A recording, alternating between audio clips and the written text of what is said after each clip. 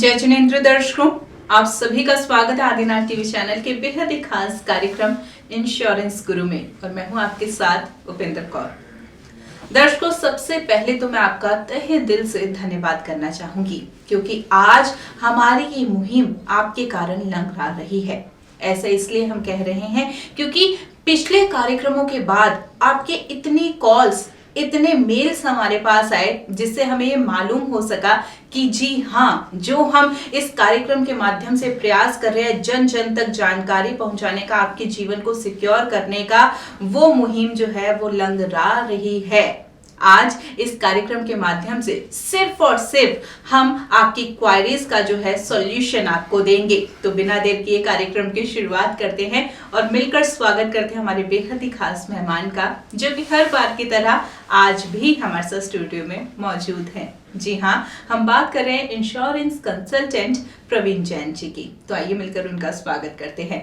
जय जिनेंद्र सर। जय जिनेंद्र सर, आज का ये कार्यक्रम जो है हम अपने दर्शकों के लिए ही रखना चाहेंगे, क्योंकि पिछले कार्यक्रम के बाद हमारे पास इतने कॉल्स और इतने ईमेल्स आए कि आज उन ईमेल्स को लेना बहुत ज्यादा जरूरी हो गया है। सबसे पहले मैं सीमा जी इंदौर से, जिनका हमारे पास ईमेल आया है, उनकी क्वेरी आपसे जानना चाहूंगी।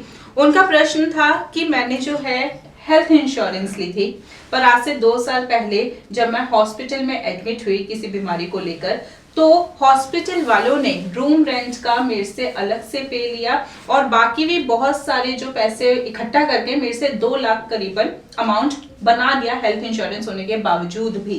तो ऐसा कैसे? हेल्थ इंश्योरेंस का मतलब उन्हें कंप्लीटली फायदा नहीं हो पाया। जब भी कभी हम हेल्थ इंश्योरेंस लेते हैं, हमें सबसे पहले उसमें देखना चाहिए कि क्या हमारी लिमिट्स लगी, उसमें क्या क्या हमारे एक्सक्लूजन्स हैं, क्या चीज़ है। जैसे उन्होंने बताया रूम रेंट का लगा, हो सकता है जो उन्होंने पॉलिसी ली होगी उसके अंदर रूम की कैपिंग लगी होगी। रूम कैपिंग क्या होता है? कई पॉलिसीज में क्या होता है कि जितना हमने सम इंश्योर्ड लगाया दिया, उस पर हमें रूम की लिमिट लगी होती है, 1% की रूम लिमिट लगी होती है। मान लो एक 5 लाख की हमने पॉलिसी ली हुई है, उसमें हमें 5000 रुपीज़ पर डे के हिसाब से रूम मिलेगा। अब बात आ गई कि कितने दिन एडमिट हो, उन्होंने क्या पॉलिसी ली थी, 3 लाख की थी, 2 लाख की थी, वो उसका विवरण तो उन्होंने दिया नहीं। परंतु मैं एक एग्जांपल देता हूँ। अगर हमने 5 लाख की पॉलिसी ली है और उस पॉलिसी के अंदर रूम की लिमिट लगी हुई है 1% की, इसका मतलब क्या हुआ? हमें 5000 रुपये पर डे का रूम मिलेगा। अब आदमी ने 5000 पर डे का रूम तो नहीं लिया, उसने 8000 रुपये पर डे का रूम ले लिया और वो 4 दिन एडमिट हुआ। अब 4 दिन एडमिट में अक्सर हम ये सोचते हैं कि एलिजिबिलिटी हमारी 5000 की थी, हमने 8000 का रूम लिया। इसका मतलब क्या हुआ कि 3000 रुपये हमने पर डे एक्स्ट्रा दिए। परंतु आपको जरूर जानकारी होनी चाहिए कि हॉस्पिटल का बिल कैसे बनता है। हॉस्पिटल का बिल जो बनते हैं, जिसमें doctor fees, OT charges, nursing charges, सारी चार्जेस रूम रेंट के ऊपर होती है। इस वजह से हो सकता है इंश्योरेंस कंपनी ने जो भी प्रोपोर्शनेट एक्सपेंस होंगे वो सारे उनके अकाउंट से डेबिट किए, उनको पैसे लगे होंगे। हो सकता है उस पॉलिसी के अंदर उनके पास कोई कैपिंग लगी हो। कैपिंग क्या लगी होती है कि इतना पॉलिसी के अमाउंट में इतने परसेंटेज सम इंश्योर्ड जितना भी है उसके परसेंटेज आपको 20% या 10% की कैपिंग लगी होती है। जब 10% की कैपिंग लगी होगी तो उसमें क्या होता है, जितना भी हॉस्पिटल का बिल बनेगा उसका 10% आपको अपनी जेब से देना पड़ेगा। तो कहने का मतलब ये है कि कभी भी हम पॉलिसीज लें तो हमें जरूर ख्याल रखना चाहिए कि उस पॉलिसी के अंदर आपको कोई रूम की लिमिट तो नहीं लगी हुई, कैपिंग तो नहीं लगी हुई।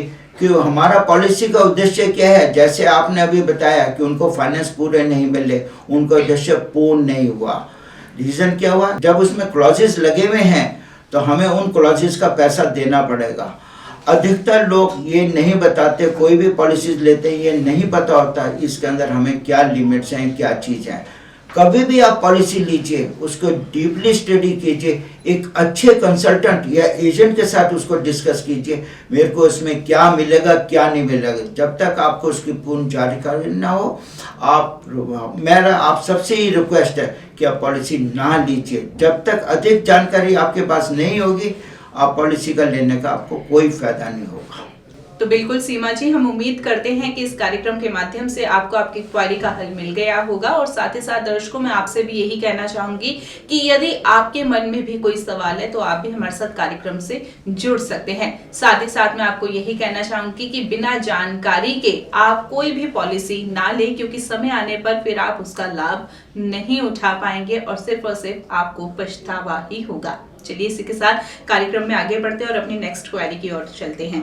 हमारे पास उज्ज्वला जी ने दिल्ली से कॉल किया था और उनका सवाल ये था कि अभी उन्हें कौन सी इंश्योरेंस लेनी चाहिए। उनकी उम्र जो है मात्र 30 साल है। 30 साल की है। अब उन्होंने स्पेसिफिक नहीं करा इंश्योरेंस कौन सी लेनी चाहिए। मैं इसके बारे में थोड़े से आपको एस्पेक्ट बता देते हैं। जब आपकी नौकरी लग रही है या आपने 30 साल से आपने इनकम शुरू करी है, सबसे पहले तो अपने आप को इनकम की प्रोटेक्शन लेनी चाहिए। उसके बाद हेल्थ पॉलिसी को भी जरूर आप लीजिए, क्योंकि हेल्थ पॉलिसी में टोटल फाइनेंस मैनेजमेंट होती है। आपने जब इनकम की प्रोटेक्शन ले ली है, उसमें एंडोमेंट प्लान्स ले सकते हैं। अपने भविष्य के बारे में जो भी आपके ड्रीम्स हैं, बच्चों की मैरिज के बारे में या घर बनाना है, रिटायरमेंट प्लानिंग है, उसके बारे में डिस्कस कीजिए। उसके बारे में आप श्योरिटी लीजिए, क्योंकि जब आपकी श्योरिटी ऑफ इनकम आ जाए तो आप दूसरी जगह अपने पैसे को इन्वेस्ट करते हैं। सबसे पहले तो आप श्योरिटी ऑफ इनकम वाली प्लान्स लीजिए, जहाँ पे गारंटेड आपको इनकम मिल रही है। और हेल्थ इंश्योरेंस भी जरूर लीजिए, क्योंकि अगर हेल्थ इंश्योरेंस नहीं ली, जितनी भी आप मेहनत से पैसे कमा रहे हैं, वो अगर कोई बीमारी आ गई, वो सारे पैसे वहाँ चले जाएंगे, आपके ड्रीम्स पूरे नहीं होंगे। जी बिल्कुल। तो उज्ज्वला जी, हम उम्मीद करते हैं कि आपने जान लिया होगा कि कौन सी इंश्योरेंस आपके लिए बेस्ट है। लेकिन मैं आपको ये भी कहना चाहूंगी कि कई बार ऐसा होता है कि प्लेटफॉर्म के माध्यम से आपको संपूर्ण जानकारी हम यहाँ पर नहीं दे पाती, क्योंकि समय जो है वो सीमित रहता है। तो ऐसे में आप पर्सनल अपॉइंटमेंट भी ले सकते हैं। पर्सनल अपॉइंटमेंट लेने के लिए नंबर्स लगातार आपकी टीवी स्क्रीन पर फ्लैश हो रहे हैं। चलिए इसी के साथ आगे बढ़ते हैं। हमारे पास मीनाक्षी जी ने अहमदाबाद से सवाल किया है कि क्या मुझे ऑनलाइन इंश्योरेंस लेनी चाहिए। और सर, ऐसा देखा भी जाता है कि आजकल ना कई ऑनलाइन प्लेटफॉर्म्स पर जो है इंश्योरेंस जो है दी जाती है, तो क्या ये बेनिफिशियल है? ऑनलाइन इंश्योरेंस जो आप लोग देखते हैं, टीवी पे एडवर्टाइजमेंट देखते हैं, जगह जगह इसके बारे में सुनते हैं। हम कभी भी नेट में सर्च करते हैं, यूट्यूब चैनल में जाते हैं, वहाँ पे एक एडवर्टाइजमेंट आ जाती है ऑनलाइन इंश्योरेंस के बारे में। परंतु वो जो भी बताते हैं, एक सर्टन एज के पॉलिसी के बारे में बता देते हैं। वो आपको कहते थे 400 रुपये महीने का प्रीमियम दीजिए, आपको इतनी इंश्योरेंस मिल जाएगी। क्या आपको पता है उन्होंने कितने की कैलकुलेशन करी, किस उम्र पे कैलकुलेशन की है? वो चीज़ की हमें जानकारी नहीं होती। हम सिर्फ उनके एडवर्टाइजमेंट के प्रभाव में आके पॉलिसी के बारे में सोचना शुरू कर देते हैं। परंतु एक अच्छी बात है, वो हमें सोच जरूर जागृत करते हैं। परंतु कोई भी इंश्योरेंस पॉलिसी अगर आप ले रहे हैं, जरूर एक कंसल्टेंट से या पर्सनली डिस्कशन करके कीजिए। ऑनलाइन में क्या आप अपनी पर्सनल प्रॉब्लम उनके साथ डिस्कस कर सकते हैं, अपनी रिक्वायरमेंट को डिस्कस करते हैं? आप नहीं डिस्कस कर सकते। वो क्या सिर्फ एक टेलर मेड प्रोडक्ट्स आपको बताते हैं कि जिसके अंदर ये मिलेगा, परंतु आपकी रिक्वायरमेंट के बारे में वो डिस्कस नहीं कर सकते। इंश्योरेंस हम क्यों लेते हैं? क्योंकि हमारी जो रिक्वायरमेंट भविष्य में आने वाली है, या जो भी हमारे को थ्रेट्स आने वाले हैं, मेडिकल थ्रेट्स या कोई भी हमारे को प्रॉब्लम्स आने वाली है, उस उद्देश्य को हम पूरा करें, जिससे हमारे जीवन में कोई भी फाइनेंशियल क्राइसिस ना आए। इसलिए हम तो सजेशन ये जरूर करेंगे, आप एक अच्छे फाइनेंशियल कंसल्टेंट के साथ उस पॉलिसी लीजिए, डिस्कस कीजिए, अपनी रिक्वायरमेंट को डिस्कस कीजिए। बगैर डिस्कशन के आप ऑनलाइन कुछ भी देखे ले लेंगे तो आपको पता नहीं लगेगा। बाद में आपको क्लेम्स में भी दिक्कत आ जाती है। आपने किससे बात करी, उसकी आइडेंटिटी क्या है, आपको पता नहीं। मान लो कल को क्लेम आए, आप कंपनी को फ़ोन करते रहेंगे, उनके चक्कर लगाते रहेंगे, आपको पता नहीं होगा। अगर आप एक विशेषज्ञ या पर्सनली किसी आदमी से लेंगे, आप अपनी प्रॉब्लम उससे डिस्कस कर सकते हैं, वो आपको उसका बेहतरीन सॉल्यूशन दे सकता है और जीवन में आपकी मदद कर सकता है। तो मीनाक्षी जी, आपके माध्यम से ये जानकारी हमारे कई दर्शकों तक पहुंची है कि आज के आधुनिक युग में जो हम ऑनलाइन जो ज्यादातर चीजें लेते हैं, लेकिन जो इंश्योरेंस प्लान है वो कभी भी ऑनलाइन नहीं लेने चाहिए। कारण क्या है, ये अच्छे से अभी हमारे विशेषज्ञ ने आपको बताया है और हमारे दर्शकों को बताया है। तो साथ ही साथ दर्शकों, मैं आपको भी यही कहना चाहूंगी कि यदि आपके मन में अभी भी कोई प्रश्न आ रहा है तो बिल्कुल देर ना करें। ये कार्यक्रम, ये मंच आपके लिए ही है। तुरंत तुरंत इन नंबर्स पे कॉल कीजिए। और कॉल यदि आपकी नहीं लग पा रही, क्योंकि नंबर जो है कई बार बिजी जाते हैं, क्योंकि हमारे पास बहुत सारे कॉल्स आ रहे होते हैं, तो ऐसे में भी आपको घबराने की आवश्यकता नहीं है। आप ईमेल आईडी के थ्रू भी हमसे जुड़ सकते हैं। ईमेल आईडी भी लगातार आपकी टीवी स्क्रीन पर फ्लैश हो रही है। चलिए इसी के साथ अपनी नेक्स्ट क्वेरी की ओर बढ़ते हैं। सर, अब हमारा नेक्स्ट सवाल जो है वो सुरेंद्र जी की ओर से है, जो कि उज्जैन से उन्होंने अपनी क्वेरी भेजी है। उनका प्रश्न है कि उनकी उम्र अभी 40 साल है, लेकिन वह अभी प्राइवेट जॉब पे है, तो अपने फ्यूचर को सिक्योर करने के लिए वो अभी से ही कोई रिटायरमेंट प्लान लेना चाहते हैं। तो प्रश्न ये है कि अभी रिटायरमेंट प्लान लेना ठीक है, और अगर लें तो कौन सा रिटायरमेंट प्लान बेस्ट है? देखो, रिटायरमेंट प्लान के बारे में इन्होंने सोच करी है, बहुत अच्छी सोच करी है। आज की डेट में ना गवर्नमेंट जॉब्स, प्राइवेट जॉब्स, कहीं भी रिटायरमेंट प्लान नहीं है। हम अनिष्ठा का जीवन जी रहे हैं, पता नहीं हमारे को 55 साल या 60 साल के बाद हमारे को फाइनेंस की जरूरत पड़े और लाइफ लॉन्ग हमें पैसे की जरूरत पड़े, तो उसके लिए क्या प्लानिंग कीजिए। आपने जो बोला 40 साल की उम्र है, आप इसमें रिटायरमेंट प्लान तुरंत ले सकते हैं। आप छोटे से प्रीमियम के हिसाब से आप एजेंट के साथ डिस्कस कीजिए कब से आपको रिटायरमेंट की प्लानिंग चाहिए। 40 साल की उम्र है, आप 55 साल के बाद उसको प्लान को लेना चाहते हैं, जब तक आप जीवित रहे वो ले सकते हैं, या 60 से का आप अपने डिस्कशन जरूर एजेंट के साथ या एक विशेषज्ञ के साथ डिस्कस कीजिए। सॉल्यूशन हर एक चीज़ का मिलता है, provided you should have a will to do that thing. बिल्कुल सर। अब नेक्स्ट क्वेरी हम जानना चाहते हैं आपसे रजनी जी के बारे में, जिन्होंने दिल्ली से हमसे प्रश्न किया है। उनका कहना है कि जब भी वो बैंक में जाती है तो वहाँ के जो एजेंट्स हैं, कई लोग जो हैं उन्हें पॉलिसी के डिफरेंट पॉलिसी के बारे में बताते हैं, तो क्या वो पॉलिसी लेना उचित है? और ये सवाल सर मैं अपनी तरफ से भी ऐसा आपसे करना चाहूंगी कि हम देखते हैं, हम भी जब बैंक में जाते हैं तो वहाँ पे अक्सर हमें बोला जाता है कि ये पॉलिसी ले लो या ये पॉलिसी ले लो, क्या वो सही है? ये बिल्कुल बहुत आज की डेट में गंभीर समस्या बन गई है। हम बैंक में जाते हैं अपने पैसे को डिपॉजिट करने, एफडीज को रिन्यू कराना या बैंक में लॉकर ऑपरेट करने, परंतु बैंक वाले हमें बैंकिंग सर्विसेज तो कम देते हैं, वो हमारे पीछे इंश्योरेंस की पॉलिसीज के पीछे पड़ जाते हैं। वो कहते हैं ये पॉलिसीज ले लो, ये चीज़ ले लो, बहुत अच्छी हैं, परंतु क्या उनको उसके बारे में नॉलेज नहीं है। बैंक वालों का उद्देश्य खाली होता है कि जो भी हम उनसे इंश्योरेंस लेंगे उनके बैंक में डिपॉजिट आएगा, परंतु उनके इस फीचर्स के बारे में नहीं पता होता। वहाँ पे वो ग्रुप इंश्योरेंस पॉलिसी दे देते हैं या कोई भी कंपनी वाले उनको पॉलिसी दे देते हैं। अगर हमें बाद में कोई भी समस्या आती है या उस पॉलिसी में मॉडिफिकेशन करवाना चाहते हैं या कोई भी हम फीचर उसमें ऐड ऑन या डिलीट कराना चाहते हैं, वो स्ट्रेट अवे आपको कह देते हैं ये पॉलिसी कंपनी ने दी है, आप कंपनी से बात कीजिए। भले ही वो हमें फोर्स करके पॉलिसी दे देते हैं, परंतु फीचर सारे हमें कंपनी से एक्सप्लेन करने पड़ते हैं, क्योंकि वो आईआरडी से रिकॉग्नाइज नहीं होते और सिर्फ एज ए सेलिंग उनको इंश्योरेंस करते हैं। तो हमेशा प्लानिंग वो कीजिए जो आईआरडी से रिकॉग्नाइज सर्टिफिकेट्स उन्होंने लिए हुए हैं, जिनको लाइसेंस मिले हुए हैं, उनसे आप पॉलिसी लीजिए, क्योंकि उन लोगों को ज्ञान ज़्यादा होता है, उन लोगों को नॉलेज ज़्यादा होती है। बैंक ऑफिसर्स तो सिर्फ अपनी फॉर्मेलिटीज़ के लिए पॉलिसीज़ देते हैं। तो मैं तो सबको ये सजेशन करूंगा कि जो भी आप पॉलिसीज़ ले रहे हैं, फाइनेंस प्लानिंग कर रहे हैं या हेल्थ पॉलिसीज़ ले रहे हैं, वो एक आप विशेषज्ञ से ही जरूर लीजिए, अन्यथा आपको बार बार क्लेम में या कोई भी सेटलमेंट होगा या कोई भी उसमें मॉडिफिकेशन कराना पड़ेगा, बार बार धक्के खाने पड़ेंगे, कंपनी में जाके कॉल करनी पड़ेगी, कंपनी वाले भी आपको तुरंत उसका जवाब नहीं देंगे। विशेषज्ञ या जिससे आपने पॉलिसी ली है वो उसका तुरंत आपको सोल्यूशन दे सकता है।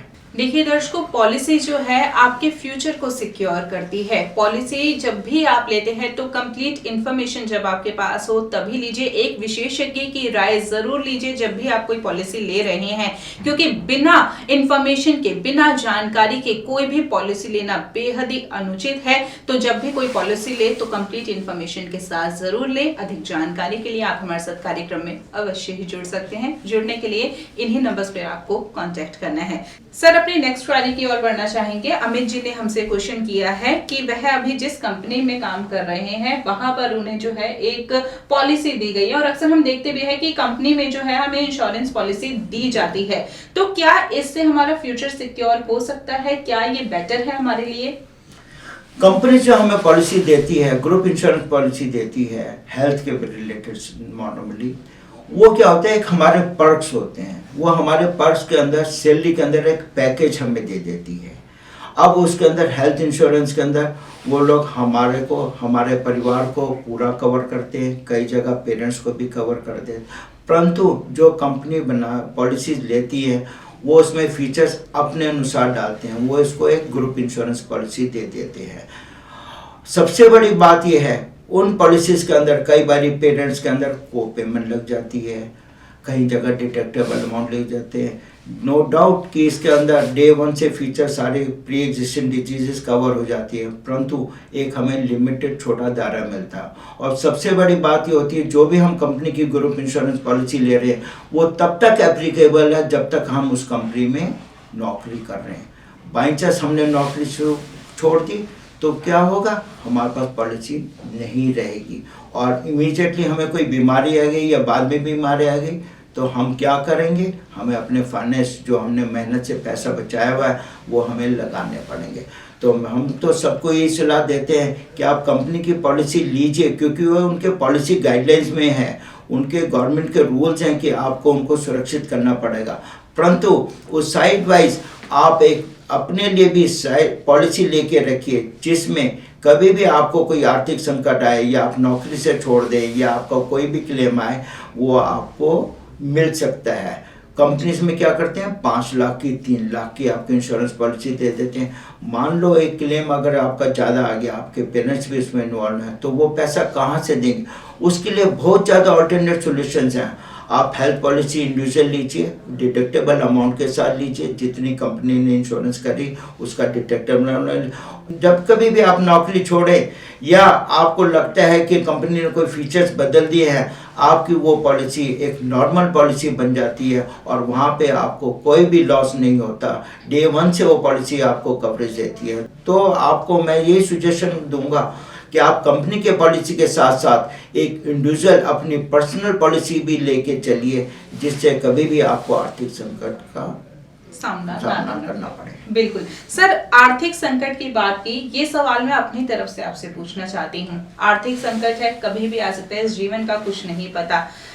जानना ही चाहेंगे कि हमने कोई इंश्योरेंस ली है, हम प्रीमियम उसका जो है टाइम टू टाइम भर रहे हैं, लेकिन क्या न जाने कब कोई आर्थिक संकट आ जाए, तो ऐसे में हम अगर उसका प्रीमियम नहीं भर पाते तो क्या इंश्योरेंस कंपनी जो है उसका कोई सॉल्यूशन हमें देती है?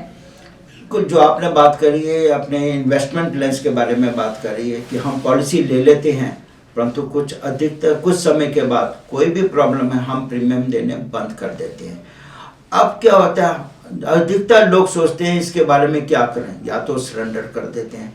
मैं तो सजेशन ये करूँगा कि आपको पास कोई भी पॉलिसी है उसके केस में आपको फाइनेंस मिल जाता है, आप पॉलिसी के प्रीमियम करते रहते हैं, जो उद्देश्य आपने जिस उद्देश्य से आपने पॉलिसी ली थी वो आपको बेनिफिट्स कैरी ऑन होते रहता है, आपको उद्देश्य पूर्ण हो जाता है। तो आपके पास बहुत सारे ऑप्शन हैं जहां आप पॉलिसी को कैरी ऑन कर सकते हैं।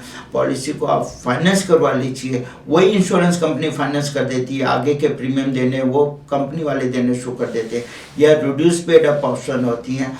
आप जो भी अपना विकल्प हो जो उसमें अपने विशेषज्ञ से डिस्कस कीजिए, वो उसका आपको तुरंत बेहतरीन अच्छा सोल्यूशन देगा और आपका जो हित था इंश्योरेंस लेने का वो कहीं भी उसका लॉस नहीं आने देगा।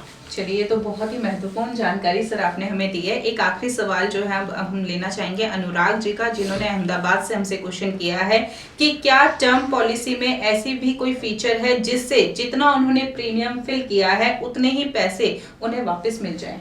टर्म पॉलिसी एक स्टेट पॉलिसी होती है कि जहाँ पे आपने प्रीमियम दिया, अगर आपको कुछ हो गया, डिसेबिलिटी हो गई या आपकी मृत्यु हो गई, पैसा आपको नॉमिनी को मिल दिया जाएगा।